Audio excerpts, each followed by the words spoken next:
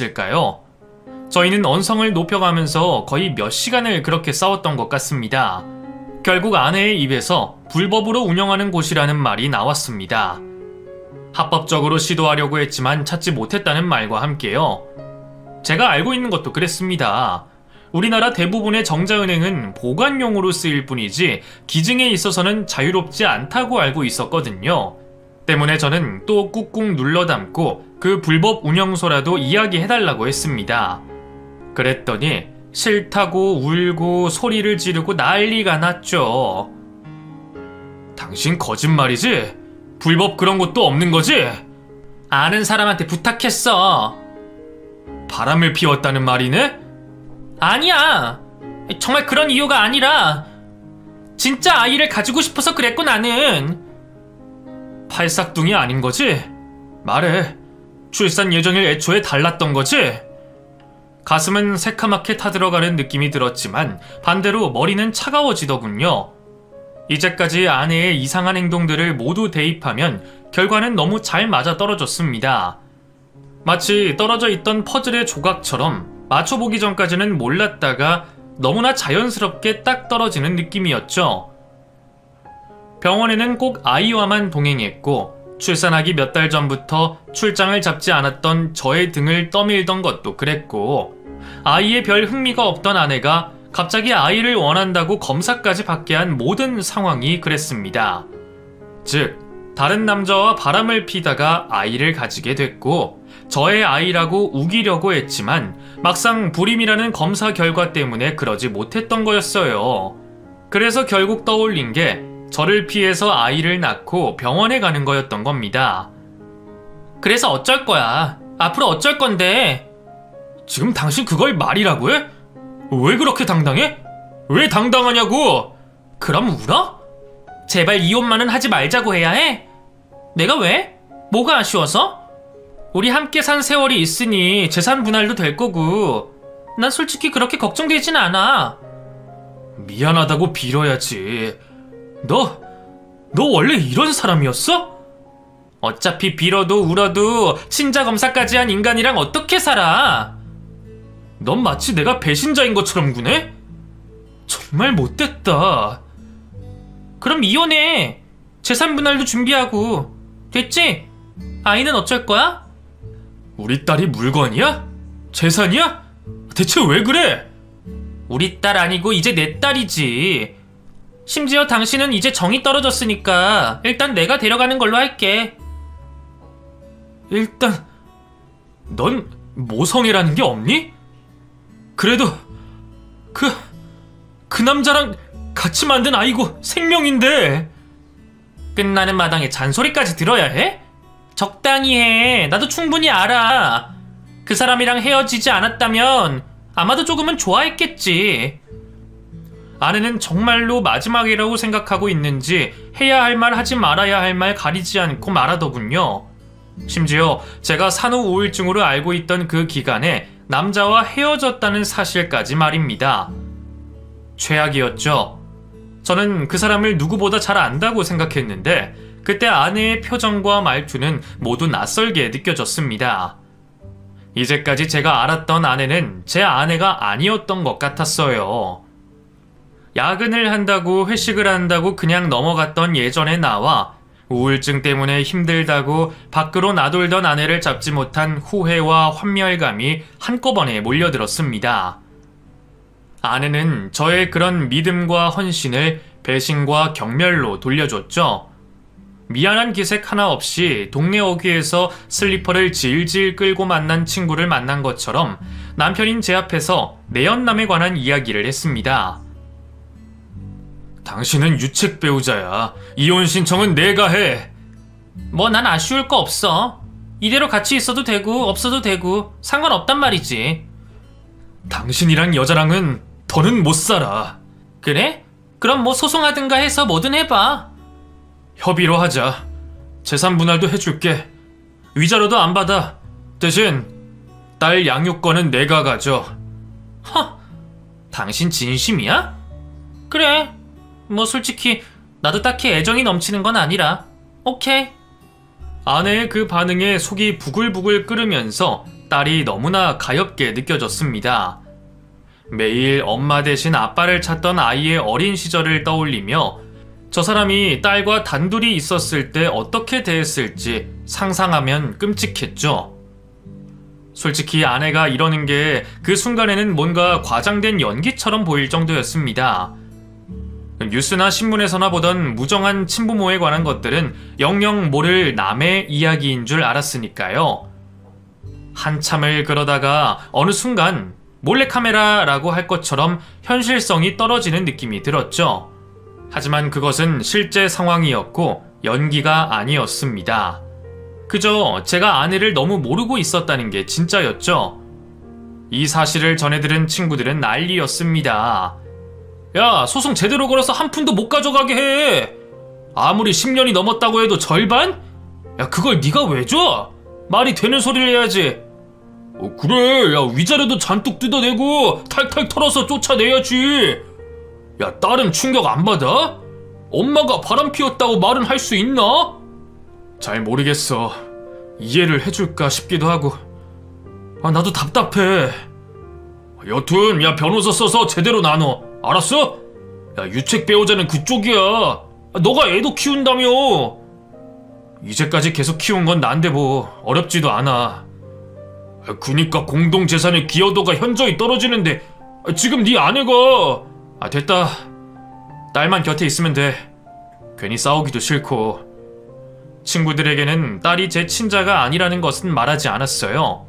적어도 딸에게 그것만은 절대로 말하지 않겠다고 생각했기 때문이었습니다. 무엇보다 아내의 바람에도 그렇게 난리가 나는데 아이 일까지 사람들이 들었을 때 아이의 이름이 오르내리는 게 싫었거든요. 다행스러운 건 그렇게 이혼을 준비하는 과정에서 아이가 이를 눈치채고 받아들였다는 겁니다. 아빠가 미안해. 먼저 말하려고 했는데 우리 딸 많이 힘들면... 아니야, 괜찮아. 억지로 참지 마. 이건 그러니까 오이 같은 거야. 아빠 앞에서까지 참지 마, 응? 진짜야. 나 아빠랑 사는 거잖아. 그러니까 괜찮아. 엄마랑 살면 슬퍼. 이혼하면 엄마를 못 볼지도 모르는데 내 친구들 중에도 엄마 아빠가 서로 싫어하는 친구 있어. 그래도 괜찮다고 했어. 그리고 난 엄마는 안 봐도 될 것 같아. 우리 딸 고마워. 대신에 아빠가 엄마 역할도 하고 아빠 역할도 하고 2배로 할게.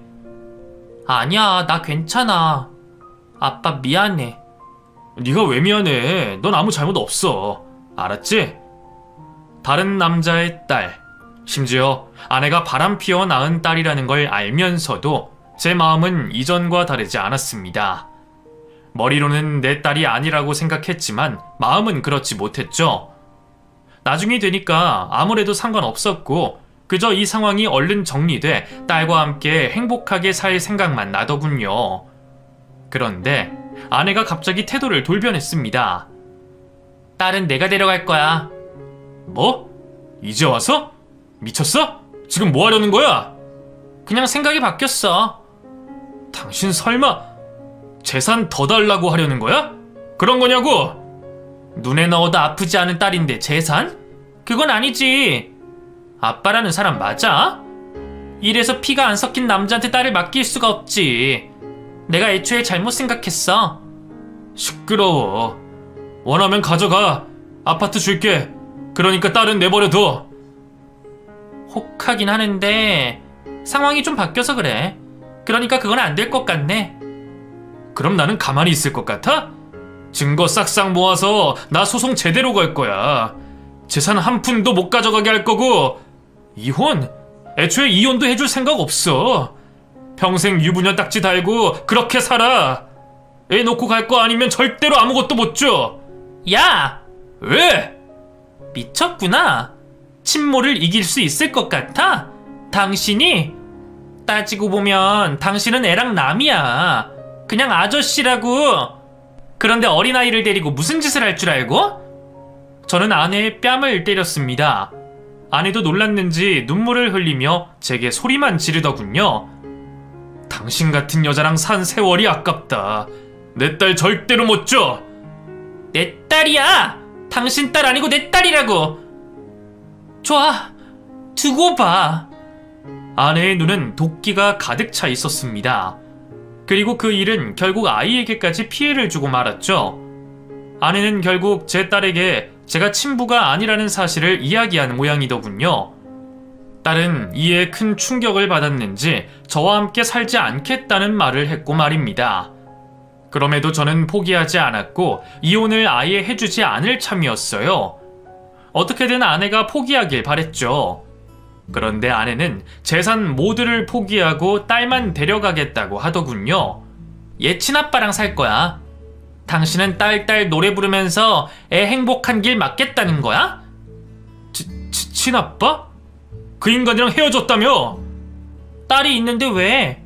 그때는 어쩔 수 없이 헤어진 거고 우리 사이를 방해하는 건 당신이야. 저렇게 계속 당신 얼굴 보는 게 애한테 힘들 거라는 생각은 안 해봤어? 내가 재산 포기했잖아. 이혼만 해달라잖아. 이 정도면 내 진심 충분히 전해지지 않았어?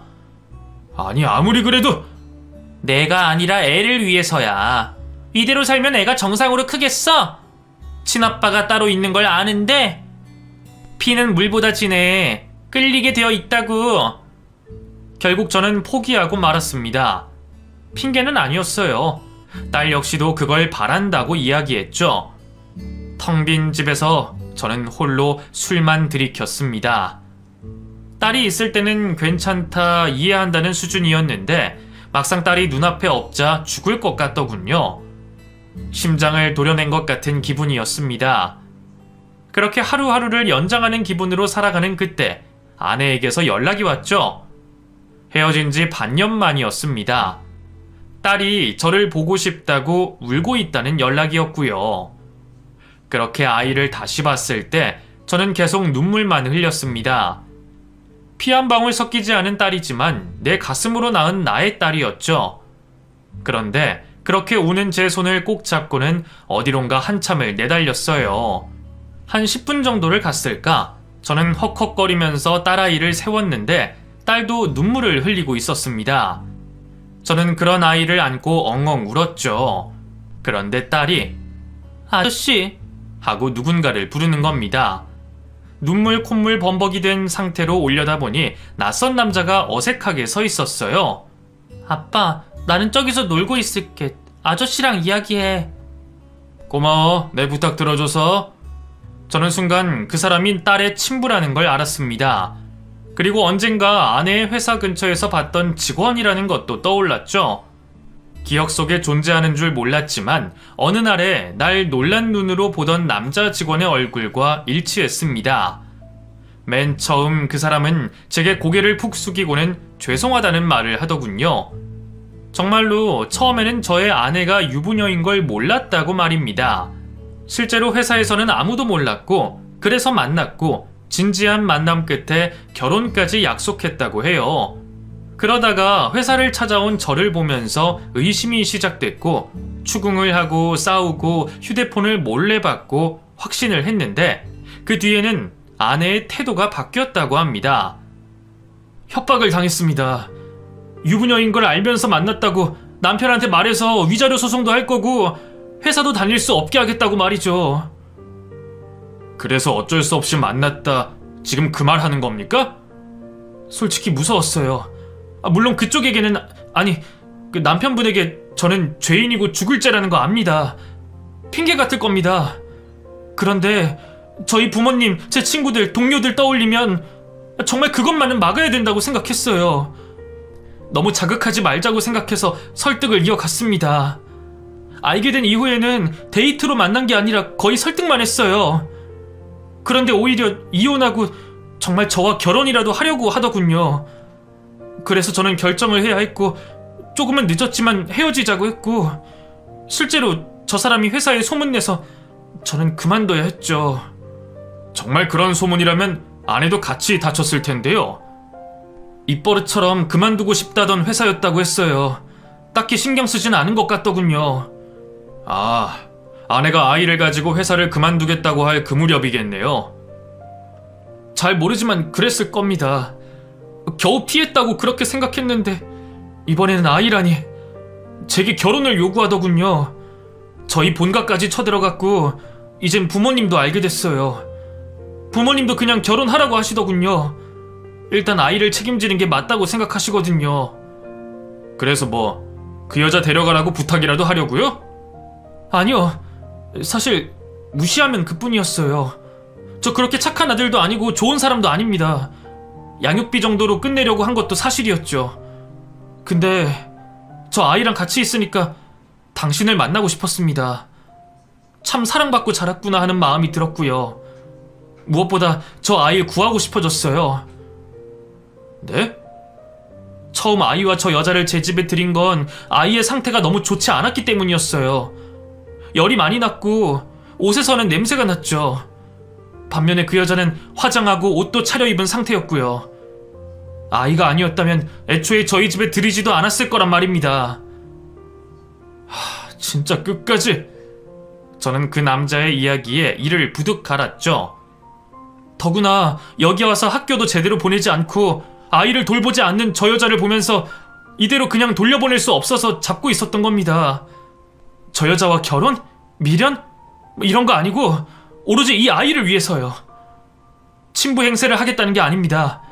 그냥 인간이라면 당연히 이래야 할 거라고 생각하는 거죠. 저희는 제법 긴 이야기를 나눴습니다. 오해라고 할 것은 없었지만 그저 서로 묵혔던 감정을 토해냈고 상의를 했죠. 그리고 한 가지 꾀를 냈습니다. 결혼 조건에 아이가 없었으면 한다는 그런 말을 꺼내도록 시킨 거였어요. 다행이라고 해야 하는지 모르겠지만 모성애라고는 없는 아내는 어렵지 않게 아이를 제게 주겠다고 했습니다. 애초에 딸은 그 남자와 결혼하기 위한 수단이었지 사랑은 아니었으니까요. 저는 어쩔 수 없이 받아들이는 척을 하며 친권 포기를 시켰고, 그리고 얼마 뒤에 그 남자는 아내가 없는 틈을 타 이사를 가버렸습니다. 모든 걸 잃어버린 아내의 표정이 어땠는지 저는 몰라요. 하지만 딸도 돈도 없는 상황에서 할 수 있는 건 아무것도 없었을 겁니다. 뒤늦게 알게 된 사실은 그 남자의 집이 꽤 잘 사는 집이라는 거였어요. 들으면 다 아는 그런 부자는 아니었지만 시골에서 과수원을 정말 크게 하는 땅 부잣집 외동아들이었고, 이를 아내는 알고 있었다고 합니다. 심지어 그곳 땅의 일부가 재개발이 되면서 보상금을 받았다고 해요. 때문에 저의 아내가 재산의 절반을 포기하면서까지 제 딸을 데려가려고 했던 거였죠. 지금 생각해도 그런 계산적인 모습이 너무 무섭게 느껴집니다. 일주일 전에 저희 부모님 댁에 또 찾아간 모양이더라고요. 진짜 질리지도 않나. 너야 이사를 가서 연락이 되지 않는다고 해도 부모님은 어쩌냐? 접근 금지 신청하려고요. 돈도 여유 있는데 왕창 써서 뭐든 할 수 있겠죠. 부자라서 너무 좋겠다. 보상금이라니. 뭐 어차피 나중에 제 딸이 다 물려받을 텐데요. 뭐? 내 딸이지. 생물학적으로는 제 딸이죠. 내 딸은 날 더 좋아하거든? 그리고 정신적인 게 얼마나 중요한데. 아빠 둘 다 그만해. 그냥 이참에 엄마랑 아빠 역할 나누던가. 둘 다 아빠 하면 아빠 1, 아빠 2 이렇게 부를 수는 없잖아. 누가 1이야? 제가 2지. 아빠가 그래도 나이가 있는데. 형이 1해요. 대신 엄마 해요. 난 엄마는 절대 못해. 우리 딸 내가 아빠지? 형이 엄마잖아. 내가 법적으로 아빠지. 형, 자꾸 이러시면 나 변호사 5명은 데리고 와요. 아, 돈으로 날 이겨보시겠다? 벼락부자인데 이 정도는 껌이죠. 내가 아빠만 될 수 있다면. 아우, 둘 다 정말 못 말려. 사실 우리는 아주 천천히 친해졌습니다. 이제는 농담을 주고받을 정도고 많이 가까워졌지만요. 처음에는 너무 급진적이지도 너무 느리지도 않은 정도로 안부를 주고받다가 한번 만났다가 다음에는 술 한잔을 먹고 하다가 그렇게 많은 시간이 흘러 형동생으로 지냈죠. 그리고 현재까지 그 만남은 지속되고 있습니다.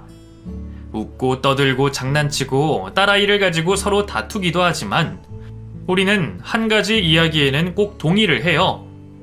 딸은 우리의 좋은 점만 닮았다고 말입니다. 발가락이랑 눈빛, 음식 취향, 웃음소리를 저를 닮았고 한쪽으로 휘어지는 머리카락과 긴 속눈썹, 팔다리가 긴 것은 동생을 닮았죠. 우리는 여전히 딸이 시집가면 누가 그 곁을 설 것인가라는 싸움의 끝을 내진 못했어요.